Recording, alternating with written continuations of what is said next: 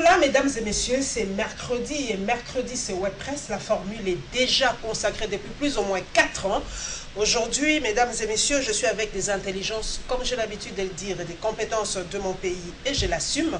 Je suis avec Jean-Marie Kamboua du groupe L'Avenir. Très heureuse d'être avec vous, Jean-Marie. Moi aussi, madame, ça fait longtemps. Ça fait vraiment longtemps, mais voilà, vous êtes de retour, parce que WebPress, c'est l'émission des journalistes. Je suis avec Joël Kadé d'Impact News. Très heureuse d'être avec vous, Joël. Très heureux de vous retrouver, ma présidente. Ça fait beaucoup de temps, et à côté de cet homme. Entre nous de la presse, ça fait toujours plaisir. Et je vais terminer par une autre lumière de mon pays. Je vais terminer par Pascal Ongé de CCTV maintenant, parce que moi je le vois maintenant sur CCTV. Comme CCTV, il est en... Non, sur CCTV maintenant. Les deux m'appartiennent. En attendant qu'on rouvre CCTV, qui a été fermé illégalement, tout le monde le sait. Et nous œuvrons maintenant sur CCTV, c'est ma chaîne aussi. Voilà, mesdames et messieurs, maintenant nous allons prendre les thèmes que nous allons débattre. Aujourd'hui, nous allons débattre, mesdames et messieurs, de 3 grands thèmes. Nous allons commencer directement pour gagner les temps. Nous allons commencer par la saisie des biens de la BCC. Prenons un peu cet angle-là parce que la politique, eh bien, on va y plonger tout à l'heure. Jean-Marie Kamboua, qu'est-ce qui se passe aujourd'hui? On nous saisit les biens en Belgique. Expliquez-nous un peu, la Banque centrale est incapable de payer ses dettes. Qu'est-ce qui se passe avec ces dossiers qui a fait... vraiment, ça a été comme un coup de massue quand on l'a appris. D'ailleurs, moi, je l'ai appris par Zoom Echo de notre excellent confrère Eric Chikouma. Alors, qu'est-ce qui se passe avec la BCC? Non, de ce que l'on sache, il y a eu une affaire en Belgique. L'affaire date de longtemps. Et cette affaire-là, elle a évolué. La République à travers la Banque centrale a été défendue. On se rend compte qu'à un moment donné... Un problème de dette? La Banque centrale détenait une dette par rapport à la Belgique ou c'était quoi? Non, il y a eu des transactions à l'époque. Et celle, la Banque centrale peut très bien expliquer. Parce que nous avons traversé un contexte entre-temps de guerre et un contexte où il fallait à tout prix financer l'effort de guerre.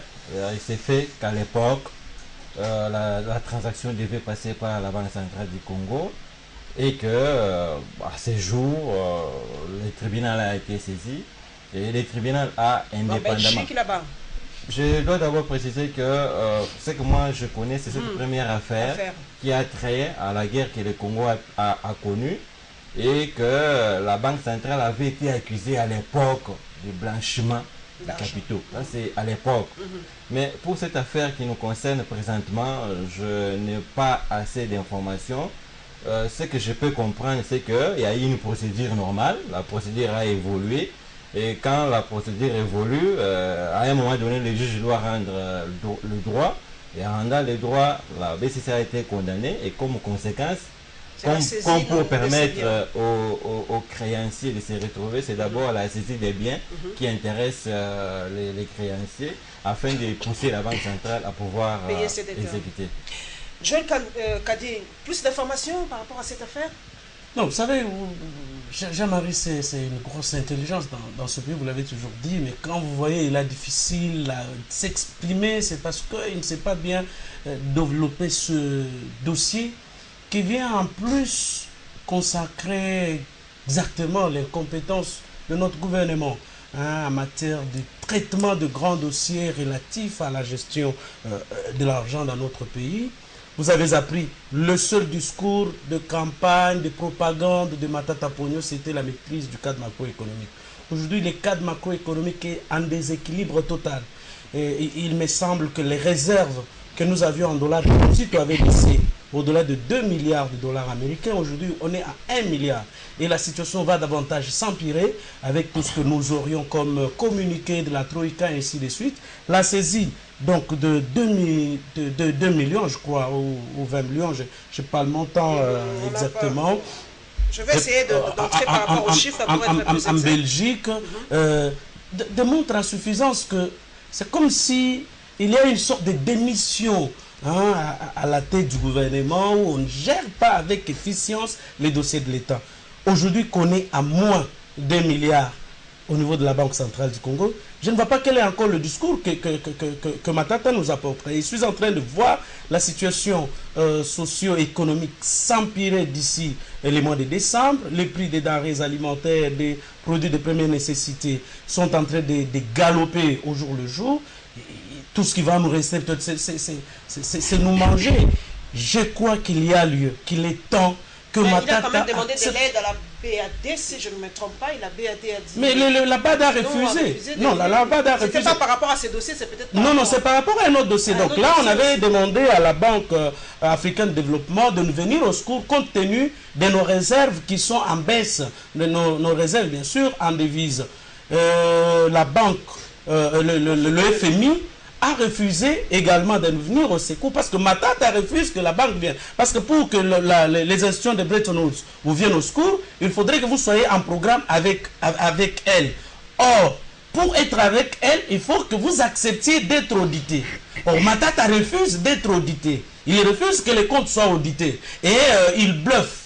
Tout le monde, on jette la poudre aux yeux de tout le monde ici, que les choses marchent bien, la troïka chaque jour, on bouffe de l'argent du trésor public, mais je crois que la situation au niveau économique, j'étais en train de parler avec un grand professeur de l'économie qui doute même si le Premier ministre a fait réellement les sciences économiques à l'université de Kinshasa au regard de ces affirmations qui sont en pleine contradiction avec la réalité sur le terrain.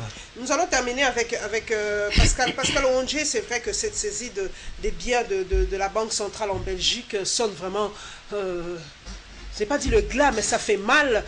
Nous qui sommes patriotes, on nous parle tout le temps de souveraineté. C'est vrai que c'est pas la première fois ou c'est pas un cas isolé, mais ça nous touche, nous, de la RDC. Est-ce que vous avez encore plus de détails par rapport à cette affaire de saisie des biens de Je classe cette affaire dans la mauvaise gestion. C'est vrai, je connais que la Banque centrale du Congo a beaucoup de dettes. Je m'en souviens, lorsque nous suivions le dossier de Franck Mvunzu Makumba, auteur du plan comptable décimal, parce que la justice lui avait donné raison sur place ici, il a fallu maintenant jeter le regard ailleurs, parce qu'ici, on était dans l'incapacité maintenant de le payer correctement. La banque, alors, payait correctement Franck Mvunzu. Il a fallu saisir d'autres instances, dont la Belgique également. Alors, j'imagine qu'il y a trop de dettes, trop de dossiers, que la Banque centrale est dans l'incapacité d'honorer depuis tous ces temps, simplement parce qu'il y a mauvaise gestion. Et nous savons comment les choses se passent dans notre banque. Et la meilleure occasion, c'est de saisir maintenant les biens de la Banque centrale à l'extérieur. Peut-être que les individus directement ne peuvent pas être concernés. On a saisi les biens. Mais on saisit les biens en défaveur, malheureusement, maintenant de la population. Et la population qui subit... La population subit quoi? La mauvaise gestion. Alors, vous avez des problèmes, vous avez des dettes intérieures comme extérieures. Mais vous ne savez pas honorer. Et vous laissez pourrir la situation. Aujourd'hui, on est rattrapé. Et ce n'est pas vous qui allez maintenant payer les conséquences. C'est malheureusement le citoyen innocent qui va payer maintenant les conséquences. Voilà, c'est tout ça le problème. Alors, si on ne paye pas ces dettes-là simplement parce qu'il y a parfois déviance, on ne sait pas canaliser les frais pour l'intérêt essentiel, les gens dévient maintenant l'argent du trésor public pour leurs faits privés. Et conséquence, nous avons des dettes par-ci, par-là. Et aujourd'hui, on a saisi les biens au préjudice, bien entendu, de la population. À la honte d'ailleurs du pays, là aussi il faut souligner, parce que là, on vend une très mauvaise image du pays. L'image est ternie davantage. Et alors, maintenant, vous qui prétendez, comme a dit Joël Cadet, avec beaucoup de propos de propagande, comment nous avons travaillé, comment nous avons pris le pays à tel niveau, nous l'avons amené à tel niveau. Mais je crois que là, ils sont en train d'être rattrapés par leurs propres attitudes. À un certain moment, il faudrait qu'ils s'assoient, ils se regardent et dire plutôt qu'on a failli, on a trop menti, on a trop promis, et aujourd'hui nous sommes rattrapés. Il faudrait qu'on change l'agir pour l'intérêt de la nation. Oui, en quelques mots. Madame, je suis un peu étonné de constater que personne ne maîtrise cette question. Personne ne sait quel montant a été saisi. On va avoir les chiffres tout à l'heure. Je vais entrer dans Zoom Eco pour avoir exactement effectivement, on a été, la BCC a été condamnée. Mais ce qui est sûr que les biens ont été saisis. Ce que l'on a fait, c'est de recoller les morceaux de gauche à droite afin de trouver un contenu. Mais le contenu n'est pas là, madame. Le contenu n'est pas là. Parce que lorsque quelqu'un va en justice pour se plaindre, madame, personne, n'importe qui peut aller en justice et se plaindre du comportement de telle personne. Ça peut être une ancienne transaction de la BCC. Ça peut être un comportement quelconque dans la gestion des partenaires et des clients. Et si la BCC est condamnée par rapport à ça devant un tribunal et que ses avoirs sont... Madame, je vous informe que la BCC a un bureau à Bruxelles. Et c'est tout à fait normal que quelqu'un, sachant très bien que la Banque centrale lui doit, prenne d'abord les soins de faire saisir les avoirs de la BCC afin de se faire payer. Lorsqu'on saisit les avoirs, on ne dit pas que non, on va vendre toute la banque au détriment de tous les Congolais, mais on saisit les avoirs afin de permettre les remboursements ou bien les paiements de la créance en question. Et lorsqu'on quitte les domaines de la Banque centrale pour entrer dans la gestion du cadre macroéconomique, ça ne peut que m'étonner et m'inquiéter. Il y a trop de méli-mélo, c'est ça. Il y a trop de mélange, madame, au risque que les téléspectateurs ne suivent même pas l'importance de la question que vous avez posée. Lorsqu'on parle, madame, du cadre macroéconomique, on parle des bruits, on parle. Madame, vous ne me contredirez pas, madame, lorsqu'on constate que depuis quand même 2 ou 3 ans, nous sommes en crise financière internationale. Cette crise-là, tout le monde connaît ses vraies conséquences. Tout le monde l'a subi et tout le monde connaît les vraies conséquences. La conséquence par rapport... des prix des matières premières. Voilà. La grande conséquence que moi je peux cibler aujourd'hui, c'est le fait que l'argent que l'on pouvait recevoir aujourd'hui de la commercialisation de nos minéraux ne vient pas en quantité voulue. Ça vient en petite quantité et c'est ce montant-là qui doit alimenter nos réserves d'échange, étant donné que nous ne sommes pas en programme. Madame, si nous étions au moins en programme, il y a des facilités. Qu'est-ce qui nous empêche d'être en programme? Qu'est-ce qui nous empêche d'être en programme, madame? Qu'est-ce qui nous empêche d'être en programme? Depuis un certain moment, les gouvernements s'étaient rendus compte qu'ils géraient bien, jusqu'à ce que la crise financière internationale nous attaque.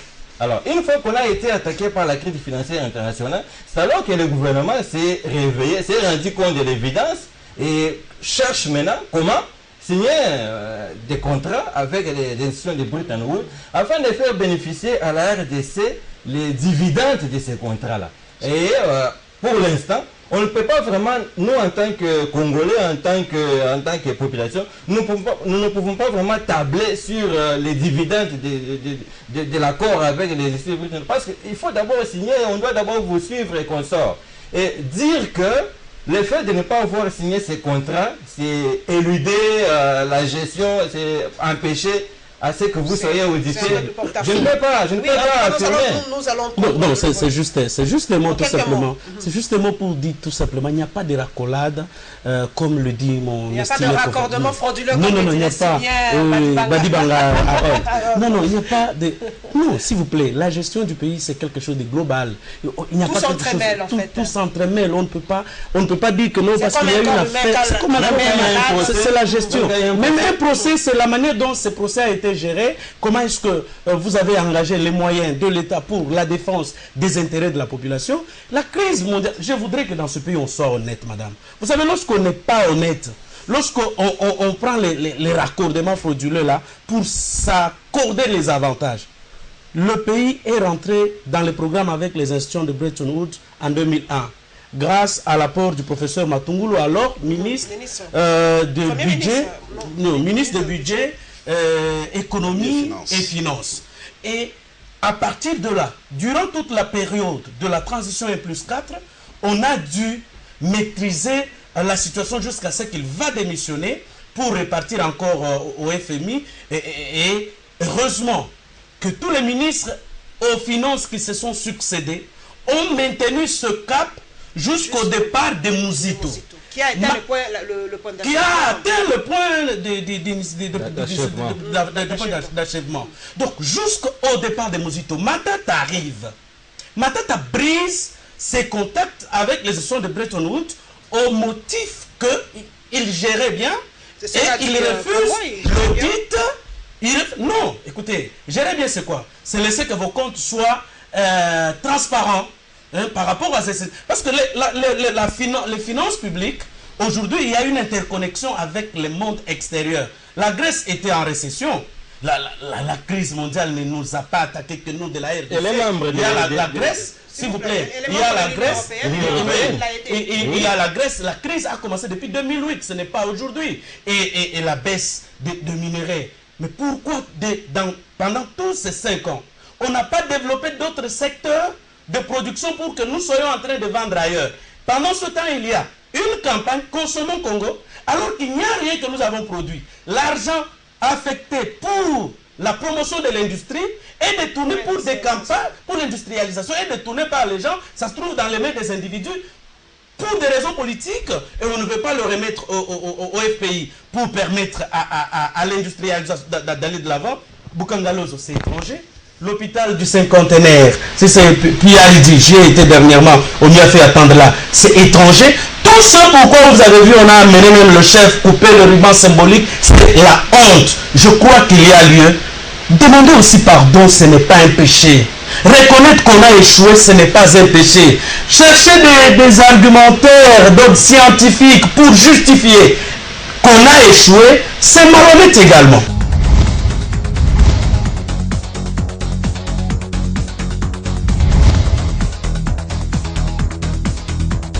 Nous allons prendre le deuxième thème, mesdames et messieurs. Nous allons maintenant en politique, nous allons prendre le dialogue. Vous nous allons continuer la prochaine fois. Le dialogue a-t-il encore son sens? Je vais commencer par mon frère Pascal Onji. Aujourd'hui, il y a une certaine opinion qui pense que les propos du chef de l'État tenus en Ouganda ou vers l'est de la République démocratique du Congo ont enlever la substance même du dialogue. On s'est dit que nous aujourd'hui le dialogue ça sert plus à rien, vu que Corneille Nangaa a carrément dit, c'est presque officiel, que les élections c'est probablement au mois de septembre 2017. Donc à quoi ça servirait encore de dialoguer? Non, le dialogue, son importance est toujours là, parce que le dialogue aujourd'hui tire son origine des textes signés à l'international. Le premier texte essentiel, je vous ai toujours dit, c'est l'accord cadre d'Addis Abeba. De l'accord cadre d'Addis Abeba, nous avons la résolution 2098, nous avons la résolution 2211, aujourd'hui nous avons la résolution 2277. Et dans toutes ces résolutions, on évoquait la problématique du dialogue. Le dialogue, parce que nous avons eu des mauvaises élections en 2011. Et pour préparer les prochaines élections, il faudrait maintenant que les Congolais échangent pour avoir de belles élections. Vous savez ce qui s'est passé en 2011. Mais aujourd'hui, le problème c'est au niveau maintenant du comportement, au niveau de la volonté politique, au niveau de l'amour du pays. Et c'est là où le problème se pose. Il y a des gens qui n'aiment pas le pays. Il y a des gens qui n'ont pas la volonté politique pour finalement amener ce dialogue vers un bon port pour qu'on ressorte des bonnes résolutions qui pourront aider le pays à pouvoir organiser correctement les élections à venir. Malheureusement, vous verrez que tout ce que la CENI fait, c'est le relais politique, en d'autres termes déguisé, justement. C'est le relais de la majorité. Alors, posez-vous la question aujourd'hui, qu'est-ce qui a fait qu'on ait l'argent pour organiser l'enrôlement au moment où nous parlons? Qu'est-ce qui a fait que depuis tous ces temps, on n'a pas été en mesure de mobiliser son montant pour organiser les élections? Donc, on a multiplié des stratégies pour bloquer les choses simplement. Aujourd'hui, on est à la fin. Et pour justifier cela, il faut pousser la CENI à organiser les élections. Et vous verrez que lorsqu'il fallait organiser le dialogue en 2013, on a cherché un prétexte pour organiser les concertations nationales. Ils savaient que nous serons finalement rattrapés parce que quand vous prenez notre constitution, il y a l'article 215. Les traités et accords signés à l'international ont une prédominance sur nos lois. Et vous savez qu'il y a un accord déjà, qui a une prédominance sur nos lois, l'accord alors, qui a bien voulu, par ces résolutions, qu'on ait le dialogue, mais vous avez organisé les concertations, sachant que vous serez rattrapés, nous sommes là. Alors, le chef de l'État, s'il parle des élections, et nous nous interrogeons en même temps, mais pourquoi? Parce que depuis tout ce temps, il n'a jamais avancé des arguments sur les élections, clairement. Aujourd'hui, je n'ai pas compris. Alors que c'est lui, au regard de l'esprit 69 de la Constitution, c'est lui le garant du bon fonctionnement de ces institutions. Il chercherait à trouver solution depuis tous ces temps. Il informerait l'opinion nationale. Voilà, nous avons tel problème. Et nous avons des impératifs constitutionnels. Au regard de ce que nous avons comme difficulté, voici ce que moi je pense, moi garant de la nation, je pense faire pour l'avenir. Mais il ne l'a pas fait. Mais maintenant, nous sommes devant une difficulté terrible. L'opposition comprend qu'il n'y a pas volonté. L'opposition comprend que le médiateur n'est pas venu faire correctement le travail. On l'a même taxé de kabyliste, simplement parce que lui aussi, sa réaction, son agir n'est pas bon. Je vous donne un terme d'exemple. Le jour où Tshisekedi est arrivé, quand je savais que Tshisekedi allait arriver, il serait accueilli plutôt par les opposants. C'est le même jour que quand je envoie maintenant à l'opposition une lettre de 2 phrases, même pas considération s'il vous plaît, 2 phrases, je veux vous recevoir aujourd'hui, entre nous. Et là, on a compris que celui-ci ne fait pas franc jeu. En Belgique, parce qu'ils sont allés échanger avec le comité des sages du rassemblement, on avait dit à Kodjo que nous avons le meeting le 31, alors s'il y aura travaux, nous pouvons recaler quelques jours. Après juillet, on peut maintenant commencer avec les travaux. Et voilà, lui vient, il anticipe les 30. Et alors, faisons analyse de tout ça, on a compris que celui-ci ne fait pas franc jeu. Et c'est là où nous sommes aujourd'hui, on commence à avoir peur. Alors qu'est-ce qu'il lui faut? C'est là où nous, qui ne sommes pas politiques, nous appelons la classe politique à comprendre que nous avons comme nation que la République démocratique du Congo. Au-delà des intérêts, il y a des gens qui font des intérêts obscurs, qu'on ne sait pas identifier correctement, mais nous voulons que les gens travaillent pour la nation et qui comprennent que le dialogue dont les Congolais veulent aujourd'hui, c'est pour qu'on sauve la démocratie que les gens se sont battus depuis longtemps. Aujourd'hui, on ne peut pas marcher sur la démocratie. Et c'est là où moi je dis toujours, l'avènement de Kabila a cassé l'élan de la bonne démocratie. Il y a des gens qui se battaient ici, je vous avais dit la fois passée. Quand la Foudel est entrée, on a cassé cet élan. Et voilà, aujourd'hui, on essaie de se tenir debout, mais on voudrait encore nous ramener 20 ans en arrière. Mais nous devons nous opposer, nous allons dire non, respectons la Constitution. Parce que l'arrêt de la Cour ne peut pas être au-delà de la Constitution. Et on ne peut pas maintenant commencer à penser gérer le pays par l'arrêt. Non. Respectons d'abord la Constitution. Les textes réglementaires et autres, nous fournissons les efforts pour les respecter. C'est comme fait aujourd'hui la CENI. Mais on ne veut pas respecter la Constitution. Il y a quelque chose qui ne va pas. Jean-Marie Kamboua, la cité africaine nous dit vers un dialogue sans l'UDPS et le G7. Bon, si l'UDPS et le G7 ne participent pas à ce dialogue, ce sera les concertations bis. Hein? Madame, d'abord un petit mot avant de passer au sujet du jour. Lorsqu'un gouvernement n'a pas pu réaliser tout ce qu'il avait prévu, il s'explique.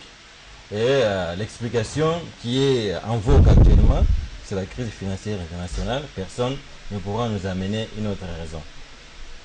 Je peux maintenant passer au fameux dialogue.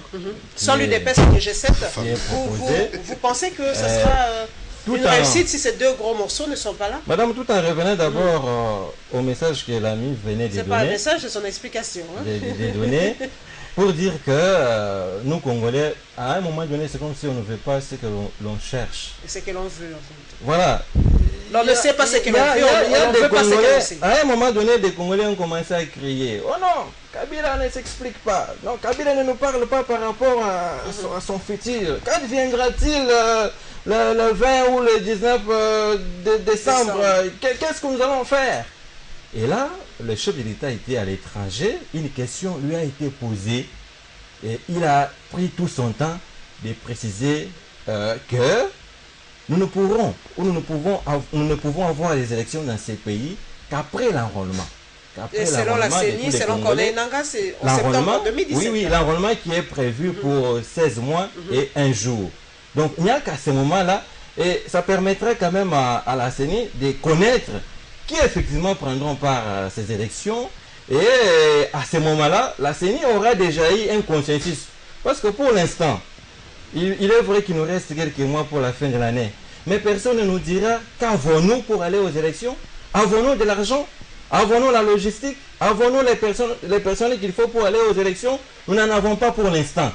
Et comme on n'en a pas, la logique voudrait que l'on revienne dans un cadre qui voudrait que les Congolais puissent s'entendre d'abord. Ce cadre-là, c'est le dialogue. C'est le dialogue, qu'ils s'entendent et qu'ils puissent définir ce qu'ils voudront de ces élections. Sans l'UDPS, sans le G7, ce dialogue-là, ça aura un impact. Nous ne pouvons pas aujourd'hui dire que l'UDPS serait là ou ne serait pas là, parce que personne sur cette table ne gère le lendemain. On ne le gère pas. Le lendemain appartient à Dieu et au temps. L'UDPS qui a refusé aujourd'hui peut toujours revenir hier. peut toujours revenir demain.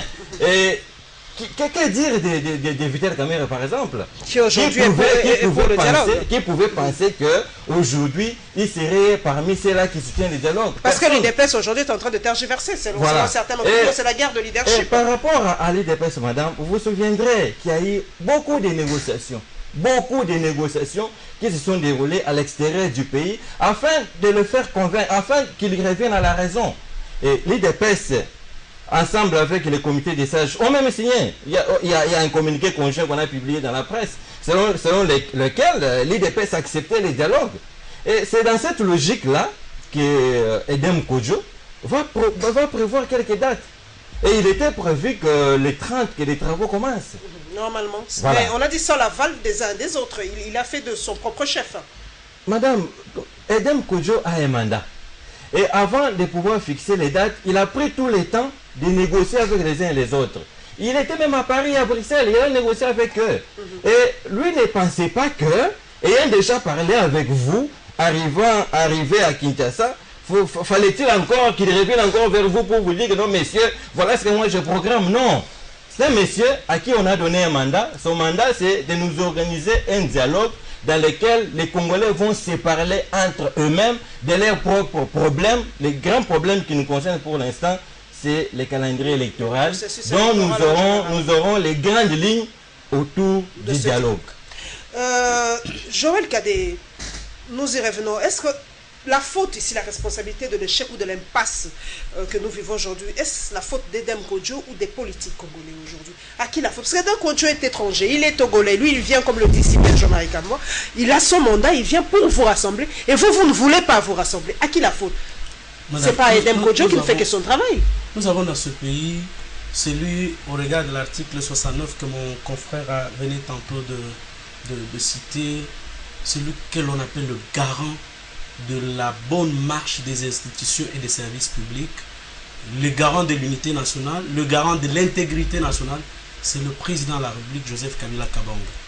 Qui, j'ai toujours dit, s'il avait besoin qu'il y ait dialogue dans ce pays, si de son propre chef, il veut qu'il y ait le dialogue, on n'aura même pas besoin de Edem Kodjo, on n'aura même pas besoin de la facilitation internationale.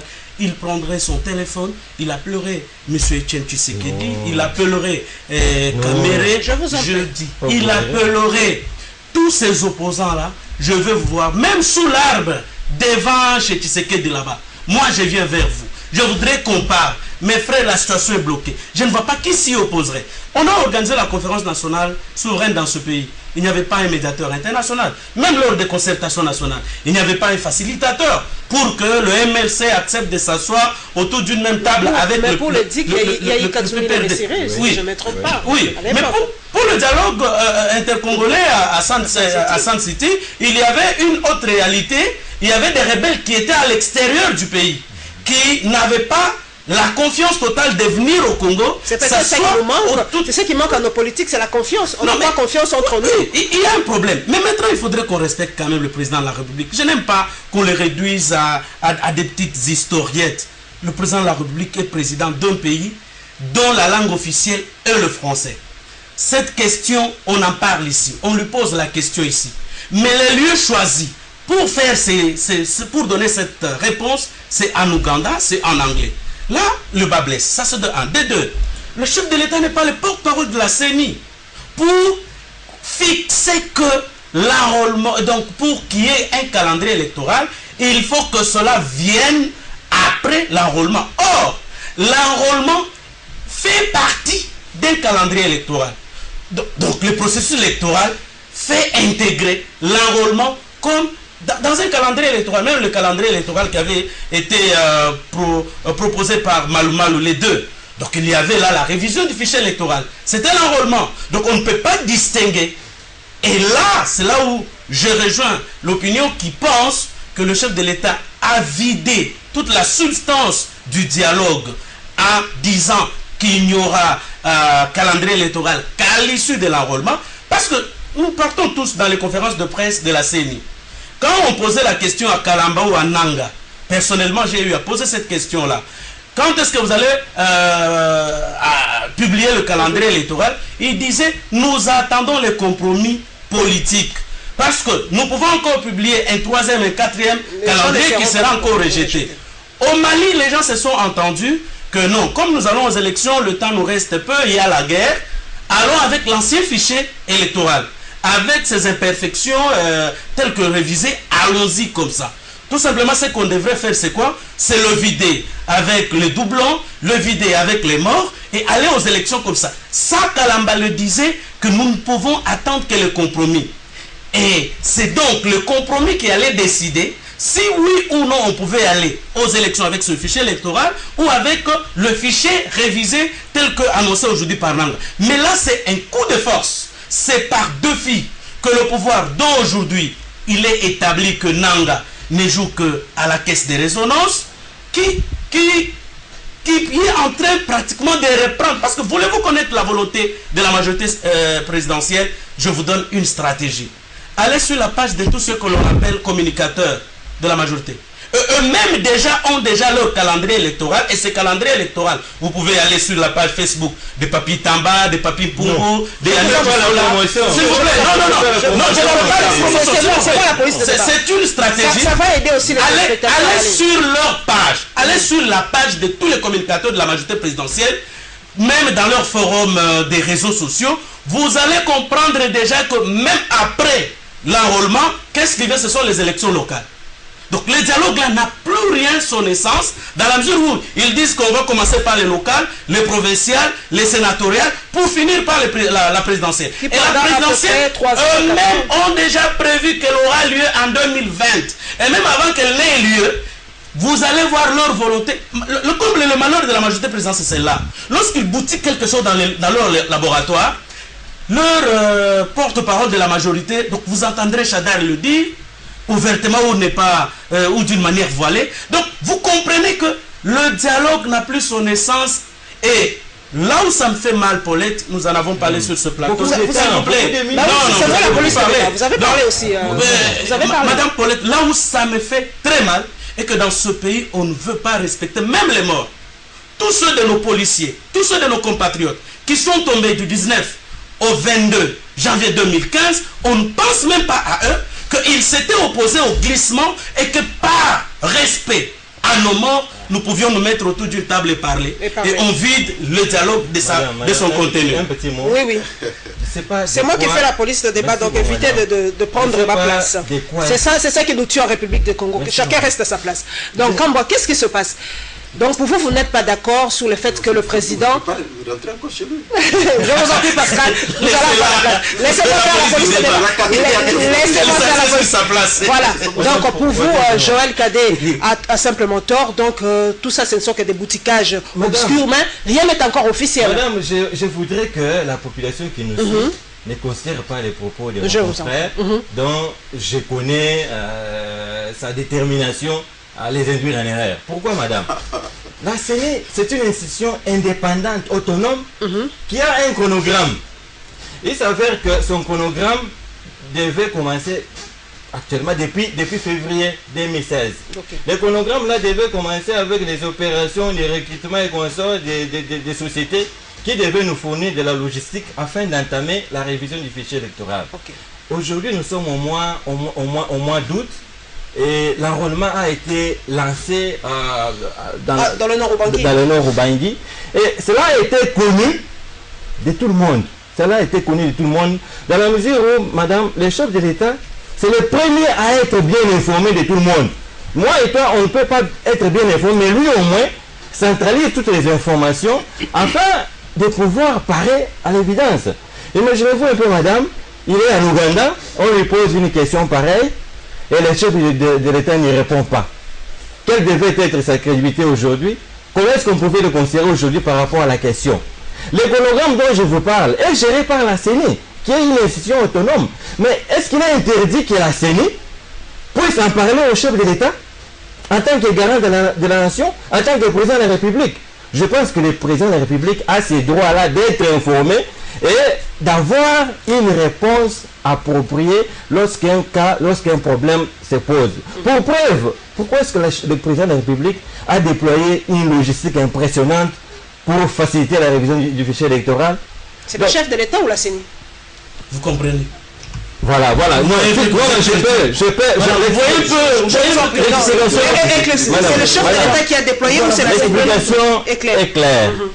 La CENI a son budget qui lui permet de parer à toutes les dépenses.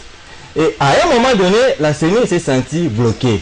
Alors, elle a demandé au chef de l'État si, dans la logistique que l'on a, à la présidence dans la gestion de nos FARDC, parce qu'il est considéré que lorsqu'on est en temps de guerre, la logistique de nos FARDC doit être impressionnante.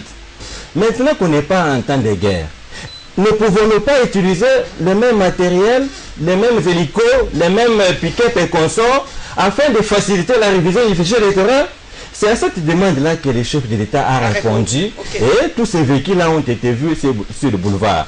Donc, me dire aujourd'hui qu'il y a déjà ceci, il y a déjà cela qui est déjà boutiqué. Mais n'interdisons pas aux gens de réfléchir. Si les gens dans leur famille politique sont en train de réfléchir, moi je ne peux pas les interdire. Mais n'oublions pas qu'au finish, c'est la CENI qui a obtenu pour mission de nous gérer les élections. Cette question me pousse aussi à demander à Pascal Owonje, comme la CENI a demandé de l'aide au chef de l'État par rapport à la logistique, si les FRDC peuvent l'aider par rapport à la logistique, la CENI peut demander à la population aussi de cotiser $1 pour avoir de l'argent. Parce que la CENI est ouverte aujourd'hui, comme il n'y a pas d'argent, le gouvernement n'a pas donné de l'argent.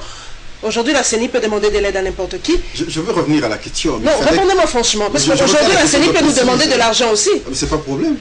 Si elle veut le faire, elle peut le faire. Mais il faudrait qu'on précise une chose. L'opération de l'enrôlement ne prendra pas 16 mois plus 1 jour. C'est l'opération pour avoir le fichier électoral. Ça a commencé depuis longtemps. L'enrôlement, c'est 10 mois. Ça, il faudrait qu'on comprenne ainsi. Selon la CENI, l'enrôlement, c'est 10 mois. Pour avoir le fichier électoral, c'est 16 mois plus 1 jour. Deuxième aspect, on ne peut pas affirmer ici qu'on peut avoir le dialogue sans l'UDPS et les autres. C'est en tout cas mal lire l'accord 4, je sais, nombreux n'ont pas encore lu l'accord 4, il faut lire correctement l'accord 4, il faut lire correctement les différentes résolutions. Personne n'a fermé la porte. Alors, justement, parce que ça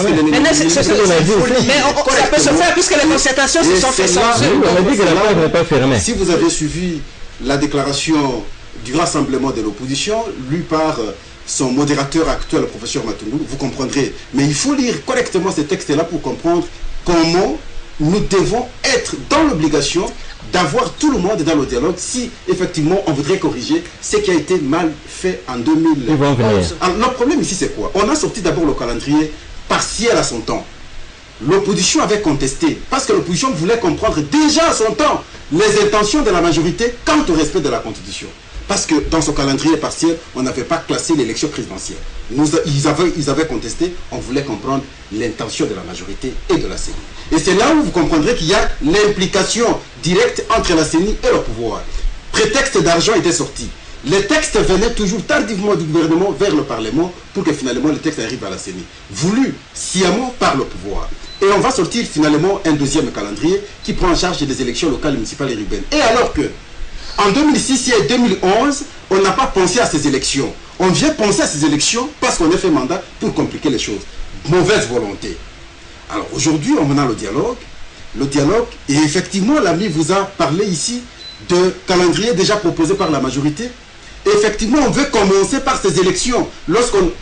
Aussi, nous aurons le dialogue. Je crois que dans le dialogue, on pourra trouver solution définitive. Voilà. Mais la mauvaise intention, c'est ça que nous pleurons. Oui. Nous allons terminer, nous sommes déjà en train... On doit commencer à penser, à bloquer les choses, tirer à longueur, parce qu'on aura, demain après-demain, commencer par élection locale, municipale, urbaine, parce que nous devons encore rester pendant le temps possible au pouvoir. Ça, nous dénonçons et nous disons... Nous allons terminer vraiment le dernier tour de table.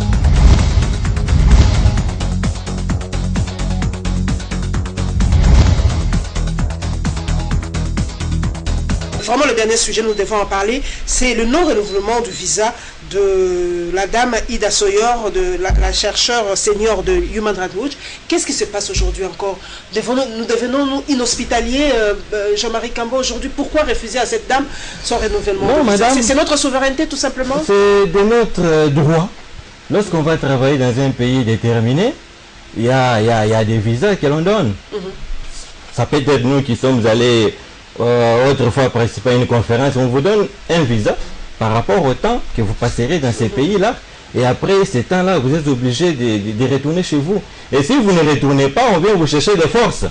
De même, les étrangers qui viennent chez nous, notamment IDA, ils doivent aussi se conformer à la législation congolaise qui fait que les visas vous est accordés pendant un temps déterminé.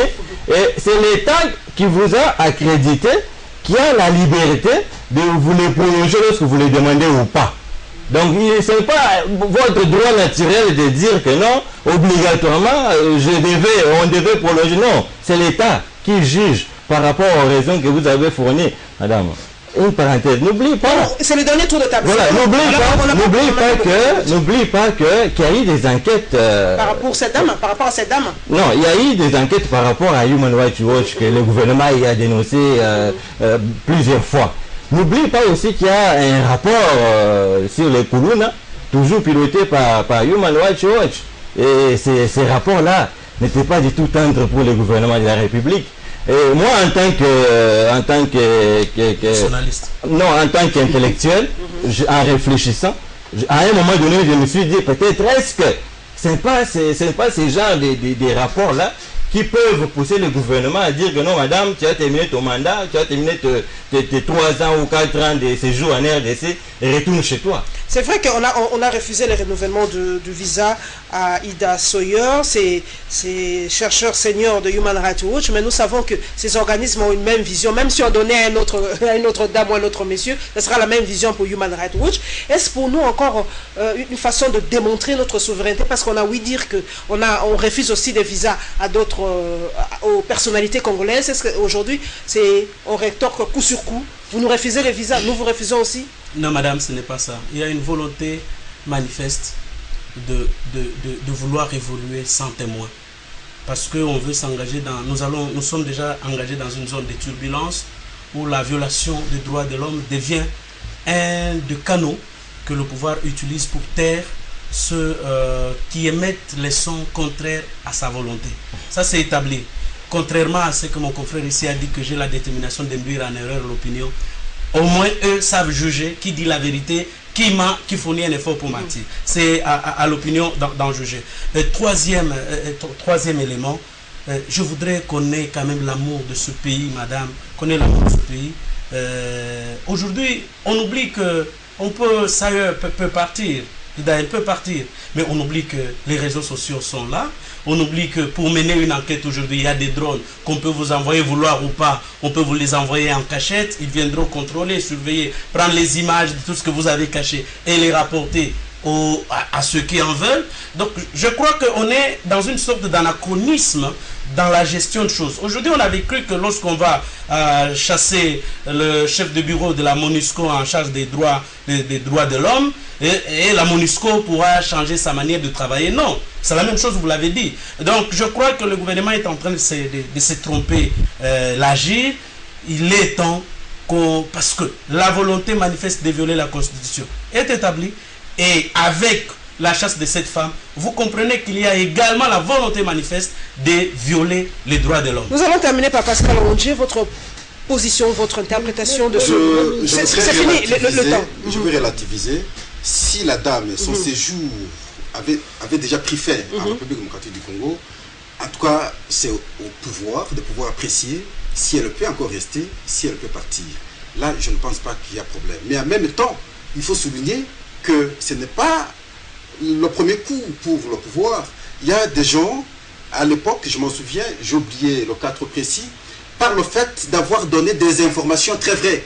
Alors le pouvoir n'a pas su digérer. Et même actuellement, au moment où nous parlons, si vous dites des choses telles qu'elles se présentent, on vous catégorise, on vous considère comme opposant. Et alors que vous ne dites que ce qui s'est produit dans la société. Alors pour ça, c'est un problème déjà du côté du gouvernement. Si la dame était seule là, qui ne pouvait dire que ce qu'elle voyait au-delà de toute pression quelconque, je pense qu'elle ne peut pas être aimée par le gouvernement, surtout à ce stade des temps que nous entrons maintenant, avec les préparatifs des élections. Si seulement elles seront organisées, avec tout ce qu'il y a comme violation des droits de l'homme en République démocratique du Congo aujourd'hui, on ne peut pas se voiler la face. Je pense qu'elle ne peut pas être aimée si elle fait correctement son travail. Si elle n'a pas d'autres antécédents que nous ne connaissons pas. Nous connaissons comment les choses évoluent chez nous. nous sommes dans la société, nous connaissons notre société, nous étudions notre société, personne ne peut venir nous apprendre de la société. Nous connaissons tout ce qui se fait, tout ce qui se boutique, nous sommes informés, nous savons, et alors, ce n'est pas une bonne chose. Je disais pas longtemps ici, ça ternit davantage l'image de notre pays. Non, c'est un fait privé. C'est un fait privé, donc... Et le gouvernement peut prendre la décision qu'il veut. Et même si la dame partait, il n'y a pas qu'elle qui fait des enquêtes analogues. Nous avons tout un bureau des Nations Unies à la MONUSCO qui gère ce genre d'affaires. En aucun moment, ils n'ont jamais été inquiétés, en dépit des caméras qui a été chassé. Donc, le travail continuera. Madame, je vous assure que le gouvernement prendra des précautions afin que les droits des uns et des autres soient protégés.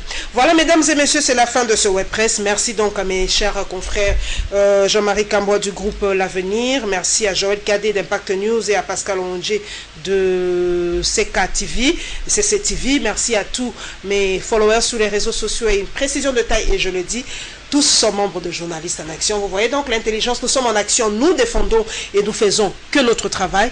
Alors c'est à vous, la population, d'avoir votre point de vue. Merci donc à ces chers confrères qui ont accepté de débattre avec nous à ces sujets. Merci aussi une fois à notre gouvernement, à nos autorités qui nous donnent cette liberté d'expression et de ton, en tout cas dans notre pays. Et merci à Gabriel Chabani qui nous permet d'avoir ce genre d'émissions. Il n'y en a pas beaucoup dans beaucoup de chaînes, hein, et je crois que c'est pour ça que Congo Web Télévision est parmi les télévisions les plus suivies, et Web Press, sans fausse modestie, est parmi les émissions les plus suivies à Kinshasa et à l'extérieur de la République.